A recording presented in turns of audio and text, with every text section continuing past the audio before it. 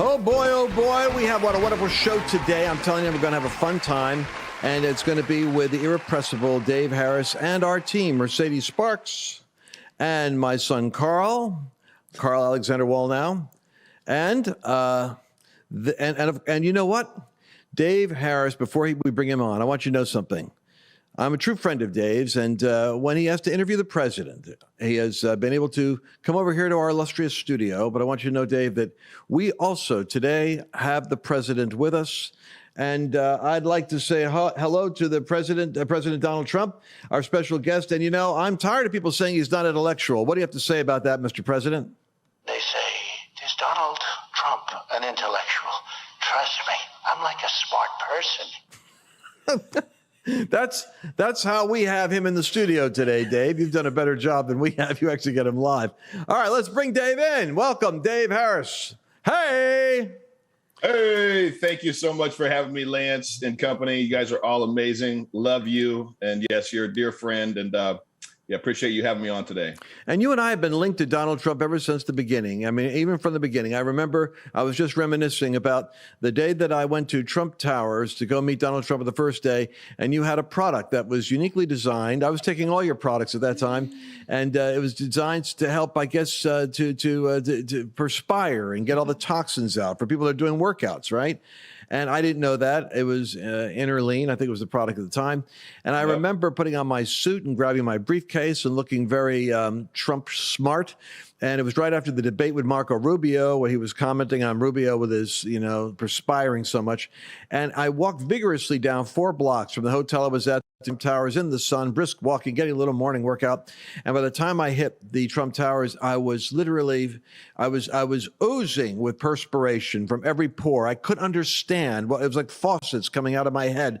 And I thought, oh my God, what's wrong with me? I couldn't figure out, what did I do? And I stood under an air vent at the bottom of the escalator. Unfortunately, the air came down powerful at the bottom of that Trump Tower escalator.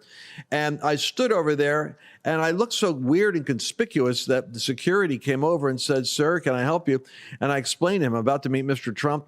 And look at me, I'm soaking wet. I look like Marco Rubio. I can't go up there like this. He laughed and parked himself next to me. And up until today, I thought he was just being a nice guy so that no one else would bother me.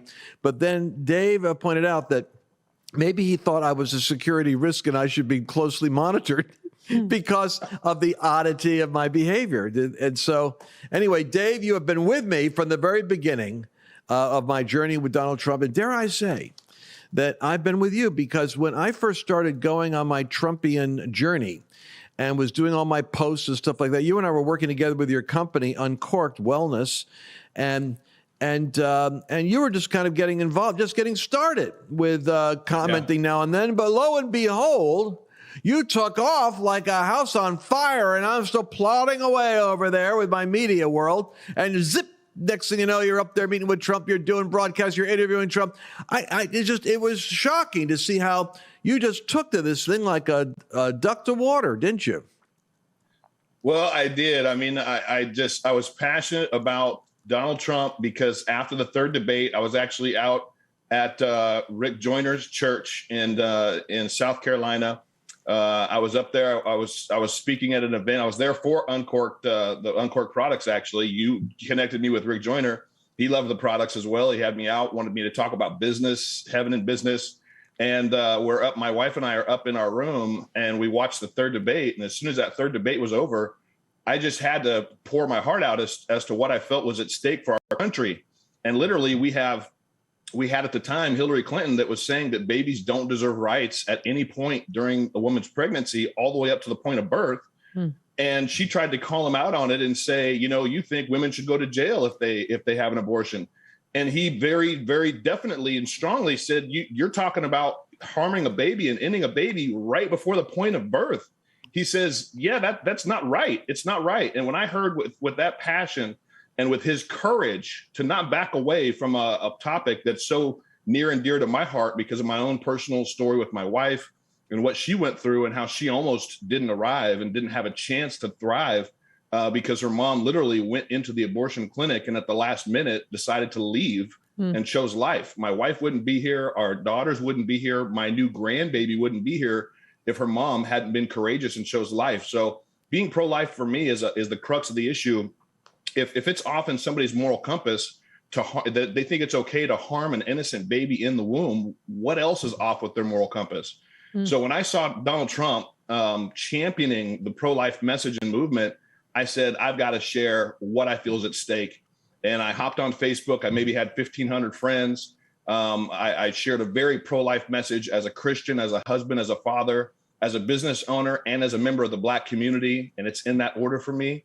This is what I feel is at stake. And Lance, I got to tell you, one of the biggest parts of that message was that the next president would have the opportunity to pick 2 or 3 SCOTUS judges, and that would change or would concrete the direction our country was moving in. And so to see that Roe v. Wade has just been overturned at the Supreme Court, the highest level in the land, it's like a full circle for me where all this even came from.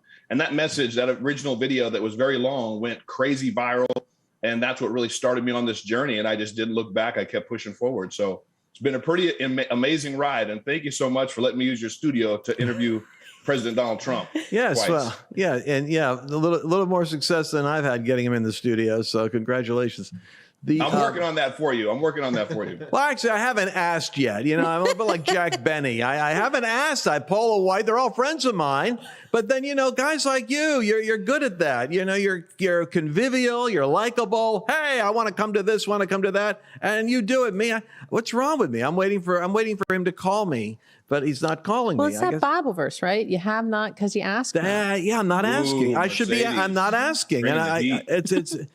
You know, anyway, but you remember, there's so many things we could talk about. Now we're already down the road with Trump. It's hard to go back once you start with Donald Trump. But you've been outspoken. You've been very courageous in your view, and I think people have rewarded you for that. I noticed you got like 1.5 million people on Instagram. How has your journey been on Facebook? Did you have a lot of pushback from technology on different posts you've had, because you're outspoken from election for all, like I am, and I'm in the same boat as you, getting these strikes all the time. Mm-hmm. But what's your experience been with tech?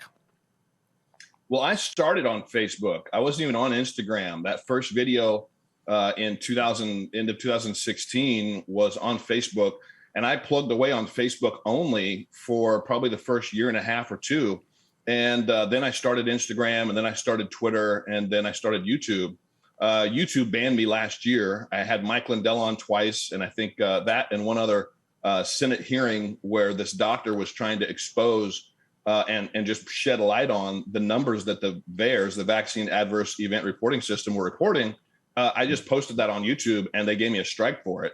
And then after Mike came on and shared what he shared about Fauci and Joe Biden, they just said enough is enough with you. So they took me off. But I see censorship on all those platforms. Twitter has me to where you can't even hardly find me. You've got to put my entire handle in, which my handle on all social media is David J. Harris Jr. If you don't have all of it to the last JR, then you won't find me. If you find me on Twitter, it says there's a warning that pops up and says, "Are you sure you want to follow this person?" I'm like, little old me.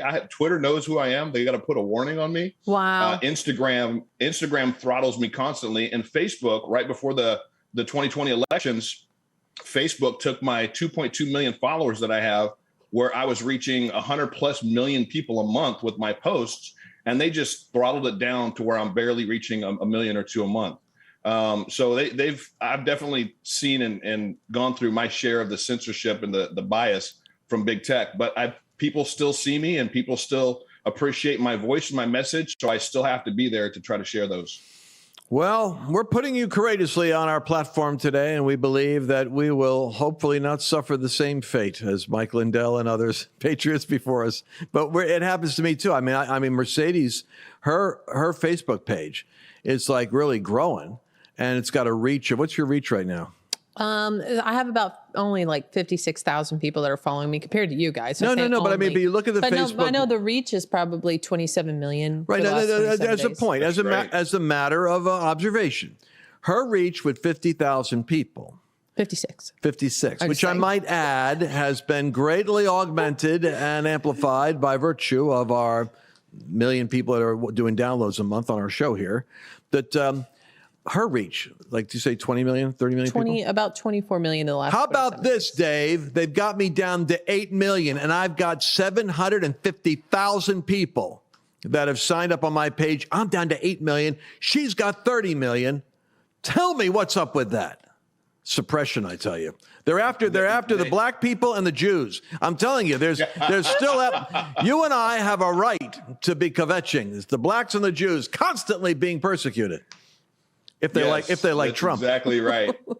And Mercedes just isn't on their radar yet, which is a good thing, because I've actually seen a lot of individuals that post some very, very powerful pieces, segments, their own stuff.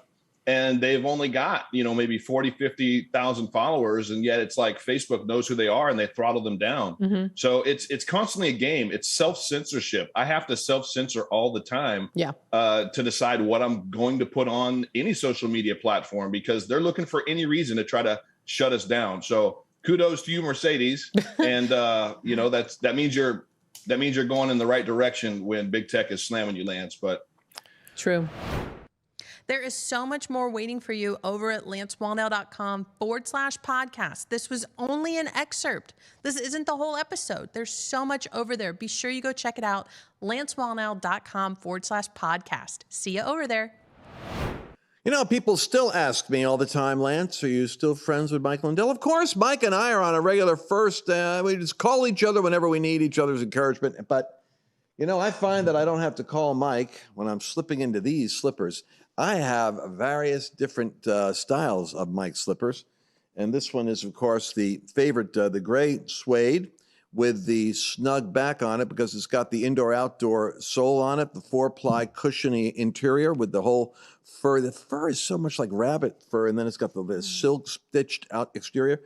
My favorite one for the late night, but during the day, I like to slip on. You get in and out of bed real quick. You don't want to have to mess around. You kind of if you're like my age, you go up in the middle of the night. Well, this was the one I used for the middle of the night journeys around the house, wandering around, for instance, because this one slips on and slips off so easy. But you know what I love?